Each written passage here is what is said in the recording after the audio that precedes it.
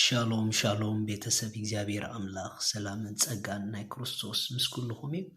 ሎም ድማ ነዚ መዓልቲ ዝኸውን ቃል ክንርኢና ኩሉ ግዜ ብጎይታ ካብ ድሕጉሱና ነጥቢ ክንርኢና ሎሚ ምሕረት ስለ ዝረኸብና ይቕሬታ ድማ ስለ ዘለና ብጎይታ ኩሉ ሰዕ ንተሓጎስ ዝብል ቃል ይኸካፍለኩም ሪኢኹም ክርስትና ካብቲ ኩሉ ሰዕ ብጎይታ ክትሕጎስ ዝገብረካ ዘገርም ነገሩ ምሕረት ኣምላኽ ስለ ዝረኸብናን ይቕሬትኡ ድማ ኩሉ ግዜ ስለ ዘለናን በዚ ኢና ኩሉ ግዜ ንሕጎስ። መጽሓፍ ቅዱስ ክዛረብ ከሎ ቀዳማይ ጴጥሮስ ምዕራፍ 2 ጥቕሲ 9 ከምዚ ድብል ቃል ኣሎ ክሳብ 10 ንስኻትኩም ግና ደግነት እቲ ካብ ጸልማት ናብ ዘገርም ብርሃን ዝጸውዐኩም ምእንቲ ክትነግሩ ሕሩይ ወለዶ ናይ መንግስቲ ክህነት ቅዱስ ህዝቢ ጥሪት ኣምላኽ ዝኾነ ህዝቢ ኢኹም። ንስኻትኩም ቀደም ህዝቢ ዘይነበርኩም ሕጂ ግና ህዝቢ ኣምላኽ ኢኹም። ዘይተማሓርኩም ዝነበርኩም ሕጂ ግና ምሑራት ኢኹም። ሪኢኹም እዚ ሕጂ ዝብል ቃል ኩሉ ግዜ ሕጂ ኣይቅየርን እዩ። ስለዚ ኣብዚ ሕጂ ዝብል ቃል ምሑራት ኮይና ኩሉ ግዜ እንነብር ደቂ ኣምላኽ ኢና። ሪኢኹም ምሕረቱ ንዓና ካብ ደም የሱስ ዝተላዕለ ዝመጽእን ዝኸይድን እንደይኮነሲ ኣብ ሕጂ ምሑራት ኢኹም ዝብል ዓለም እዩ ዘንብረና ዘሎ። እቲ ዝገርመኩም ኣብዚ ሕጂ ምሑራት ኢና ዝብል ቃል ኮይንኩም ክትዕንቀፉ ትኽእሉ ኢኹም። ኣብዚ ሕጂ ተማሒርኩም ዝብል ቃል ኮይና ክንጋገ ንኽእል ክንወድቕ ንኽእል ኢና። ነገር ግን እዚ ኩሉ እኳ ኮይና ክንስና ኣብዚ ሕጂ ምሑራት ኢኹም ዝብል ቃል ግን ኣይንወፅእን ኢና። ኣብኡ ኢና ዘለና። ኣብቲ ምሑራት ኢኹም ድብል ቃል ኣብኡ ኢና ዘለና። እንተ ደኣ ኣብዚ ምሑራት ኢኹም ዝብል ቃል ኮይና ተዓንቂፍና ኣብዚ ምሑራት ኢኹም ዝብል ቃል ኮይና ሰንከልከል ኢልና ኣብኡ ድማ ዘቐጽለና ድሉው ዝኾነ ይቕሬትኡ ኣለና። መጽሓፍ ቅዱስ ክዛረብ ከሎ ከምዚ ኢሉ ቀዳማይ ዮሃንስ ምዕራፍ 1 መጨረሻ ዘሎ ጥቕሲ ቀዳማይ ዮሃንስ ምዕራፍ 1 ጥቕሲ 8 ከም ዝብል ቃል ኣሎ።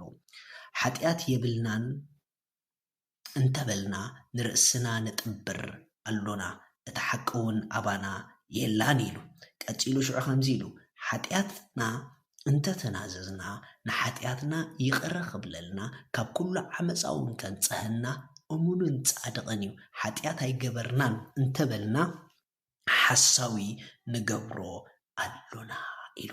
ሪኢኹም ብሩኻት ኩሉ ግዜ ኣብቲ ሓጢኣት ድገበርናሉ ኣብቲ ሰንከልከል ዝበልናሉ ኣብቲ ዝተጋገናሉ ኣብቲ ዝወደቕናሉ ሓደ ነገር ተዳሊልናሉ ኢሉ ዘቐጽል ይቕሬታ ናይ ኣምላኽ ኣለና።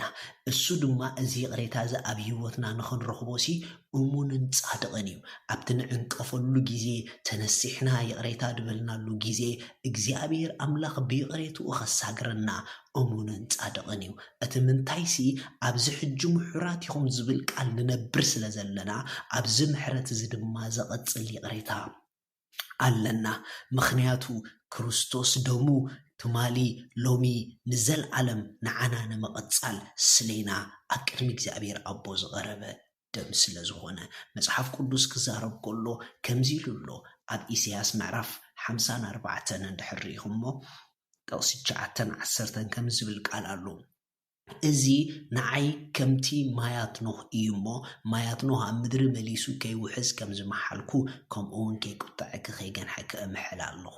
ስለዚ ኣኽራን እኳ እንተዘንበሉ ኮራቢት እውን ነነይ እንተበሉ ምሕረተይ ስካባኺ ኣይክዘብልን ኪዳን ሰላመይ ድማ ነነይ ኣይክብልን እዩ ይብል እግዚኣብሔር።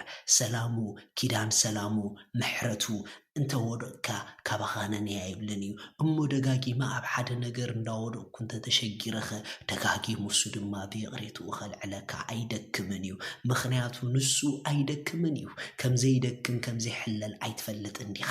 ንዓኻ ንዓኺ ንዓይ ብይቕሬታ እንዳልዓለ ኸቐጽለና ብይቕሬትኡ እንዳልዓለ ጉያና ኸወድአና ኣይደክምን እዩ እሞ ደጋጊምና ብዙሕ ግዜ ንሓደ ነገር እንድሕር ንወድቕ ኣለናኸ ግዲ የብልኩምን ክንወድቕ እኳ ፍቓድ ኣምላኽ ተደይኮነ ክንጋግ እኳ ፍቓድ ኣምላኽ ተደይኮነ ብኡ ክንከይድ እኳ ፍቓድ ኣምላኽ ተደይኮነ ነገር ግና ንድኻምና ዝርድአልና ዓበሊቅ ካህን ስለ ዘለና ኣብቲ ዝደኸምናሉ ኣብቲ ዝተጋገናሉ ደው ኣቢሉ ዓቕሚ ሂቡ ዘቐጽል ናይ ጎይታ ይቕሬታ ተዳሊልና ኣሎ እዚ ይቕሬታ ጎይታ ብሕጂ ብዝኾነ ዓይነት መንገዲ ገይሩ ይቕረ ክብለልና ይኮንና ንፅበዮ ኖ ኣለና ይቕሬታ ኢና ንብል ዘለና ስለዚ እንታይ ኢና ንገብር ተነሲሕና ብእምነት ይቕሬትዎ ኣሚንና ኢና ንቕፅል ይቕረ ከም ዝተባሃለልካ ዝኾነ ምልክት ኣይትፀበ መፅሓፍ ቅዱስ ይቕሬታ ኣለና ኢሉና እዩ ይቕረ ክብለልና እሙንን ፃድቕን ኢሉና እዩ ስለዚ እመኖ ይቕረ ከም ዝተባሃልካ እመን ይቕረ ከም ዝተባሃልኪ በቲ ተሓልፍዮ ተኸሲስኪ ኣብ ማእሰርቲ ትእትዊ